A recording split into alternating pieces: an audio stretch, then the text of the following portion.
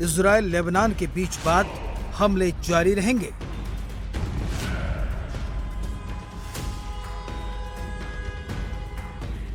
इस्लामाबाद में बातचीत से पहले किसने लगाया ग्रहण? 28 फरवरी से शुरू हुई जंग 40 दिन बाद थमी है।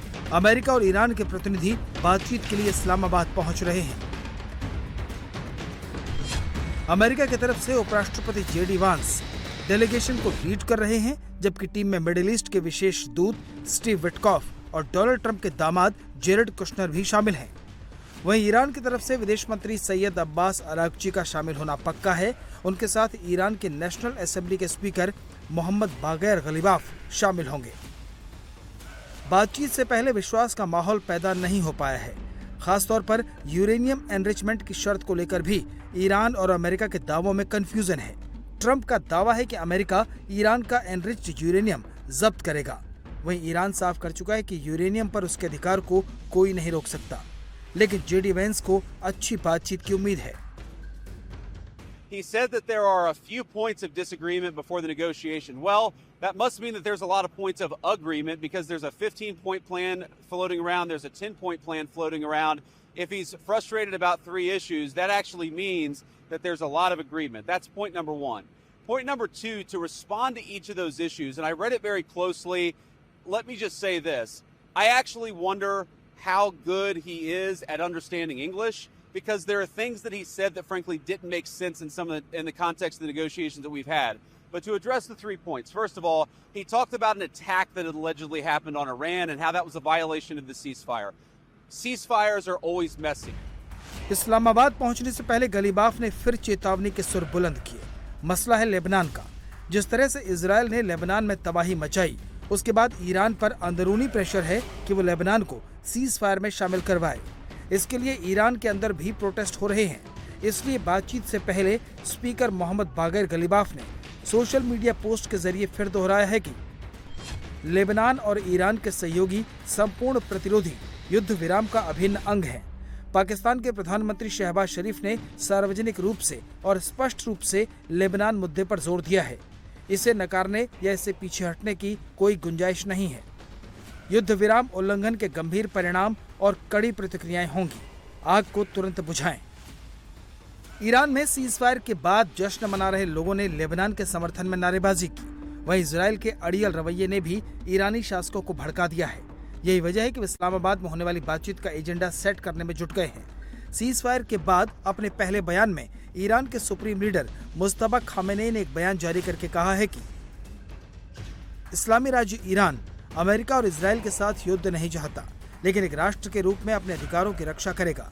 हम किसी भी परिस्थिति में अपने वैध अधिकारों का त्याग नहीं करेंगे और इस संबंध में हम संपूर्ण प्रतिरोध मोर्चे को एक इकाई के रूप में देखते हैं।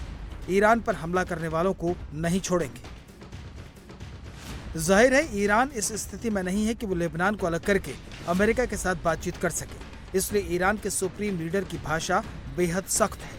अपने घरेलू समर्थकों को दिए गए मैसेज में मुस्तफा ने कहा, ईरान बड़ी ताकत बनने की दहलीज पर खड़ा है। ईरान इस जंग का निर्णायक विजेता रहा है। हम उन अपराधी हमलावरों को नहीं बख्शेंगे जिन्होंने हमारे देश पर हमला किया है। हम हर एक नुकसान के लिए मुआवजे की ओर हमारे शहीदों के खून की कीमत का हर्जाना लेंगे। होर्मुज स्ट्रेट के मैनेजमेंट पर नए फेज में जाएंगे। हमारी सेना ने हमें महान जीत दिलाई है। इजराइल ने 24 घंटे तक लेबनान में जमकर तबाही मचाई। 300 से ज्यादा लोग मारे गए। इसकी दुनिया भर में आलोचना हुई। ट्रंप को भी कहना पड़ा कि इजराइल हमले रोके, लेकिन नेतन्याहू के तेवर बदलते नहीं दिख रहे। उन्होंने ये तो माना है कि अगले महीने वॉशिंगटन में लेबनान के साथ बातचीत होगी, लेकिन हमले रोकने से इनकार कर दिया है। תושבי הצפון היקרים, אני גאה בכם. אתם ממשיכים לעמוד איתן. אני מבקש לומר לכם, אין הפסקת אש בלבנון. אנחנו ממשיכים להכות בעוצמה את חיזבאללה, ואנחנו לא נעצור עד שנחזיר לכם את הביטחון. ההישגים הכבירים שלנו, גם באיראן וגם נגד ציר הרשע, הביאו לשינוי היסטורי במעמד של ישראל באזור. הם גם הביאו לשינוי לקשרים שלנו עם מדינות, קשרים שלא היו בעבר. לאחר פניות חוזרות ונשנות של ממשלת לבנון לפתוח איתנו במשא ומתן לשלום, אני הנחיתי אמש בקבינט לפתוח במשא ומתן ישיר עם לבנון כדי להשיג 2 יעדים. 1, פירוק חיזבאללה מנשקו, והשני, הסכם שלום היסטורי, בר קיימא, בין ישראל ללבנון. ישראל חזקה מאי פעם, איראן חלשה מאי פעם. אני כבר הבאתי 4 הסכמי שלום עם מדינות ערב, אני מתכוון להביא עוד. שלום אמיתי, שלום מתוך עוצמה. इस बीच बातचीत को लेकर इस्लामाबाद में सतर्कता बढ़ गई है। सिक्योरिटी की वजह से इस्लामाबाद में 2 दिनों के लिए छुट्टी का ऐलान कर दिया गया है। इस्लामाबाद के रेड जोन में अमेरिका और ईरान के डेलीगेशंस को ठहराने के लिए 2 होटल खाली करा लिए गए हैं। इस्लामाबाद की कई सड़कों को अगले 2 दिनों के लिए बंद कर दिया गया है। अमेरिकी डेलीगेशन की सुरक्षा के लिए एडवांस सिक्योरिटी टीम पाकिस्तान पहुंच चुकी है। पाकिस्तान मध्यस्थ जरूर है, लेकिन शहबाज शरीफ से लेकर आसिम मुनीर तक के माथे पर पसीना है, क्योंकि इस बातचीत पर आतंकी हमले का खतरा मंडरा रहा है। इस्लामाबाद में बातचीत शुरू होने से पहले हॉर्मुज को लेकर अमेरिका और ईरान के बीच एक बार फिर से तनातनी पैदा हो गई है। ईरान द्वारा हॉर्मुज स्ट्रेट में तेल की आवाजाही रोकने पर ट्रंप बेहद गुस्से में आ गए और उन्होंने इसे घोर अपमानजनक करार दिया है। ट्रंप ने ईरान पर वादा खिलाफी का आरोप लगाते हुए कहा कि वो ये समझौता नहीं है जो हमारे पास है। ट्रंप ने कहा कि ईरान हॉर्मुज स्ट्रेट में तेल की आवाजाही रोककर घटिया काम कर रहा है और ये हमारे समझौते के अनुरूप है। प्रेसिडेंट ट्रंप की तरफ से ये बयान सामने आया है। आपको बता दें, हॉर्मुज पर टोल टैक्स ईरान पर ट्रंप काफी भड़क गए हैं इस रवैये को लेकर। दरअसल अमेरिका से डायरेक्ट बातचीत से पहले ईरान ने स्ट्रेट ऑफ हॉर्मुज को एक बार फिर से लॉक कर दिया है और बीते 24 घंटे के दौरान हॉर्मुज से ईरान ने अपने जहाजों को छोड़ करके केवल जहाजों को इजाजत दी है। हॉर्मुज से पिछले 24 घंटे में सिर्फ 6 ऑयल टैंकर्स पास हुए हैं और इन सब में सिर्फ ईरानी ऑयल था। हॉर्मुज से पैसेज को लेकर के IRGC की तरफ से एक नक्शा भी जारी किया गया, जिसमें जहाजों से कहा गया है कि वो ईरान के आइलैंड के पास से जाएं, हॉर्मुज के ओरिजिनल रूट से बचें, क्योंकि वहां पर मरीन माइंस बिछी हुई हैं। ईरान ने ये साफ कर दिया है कि सीज फायर की शर्त के तहत वो हर दिन हॉर्मुज से सिर्फ 15 शिप्स को ही पैसेज देगा और टोल भी वसूलेगा।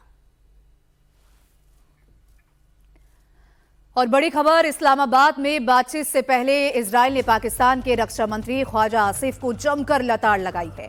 इजराइल के प्रधानमंत्री बेंजामिन नेतन्याहू ने ख्वाजा आसिफ के पोस्ट की निंदा करते हुए कहा कि पाकिस्तान के रक्षा मंत्री द्वारा इजराइल के विनाश का आह्वान निंदनीय है।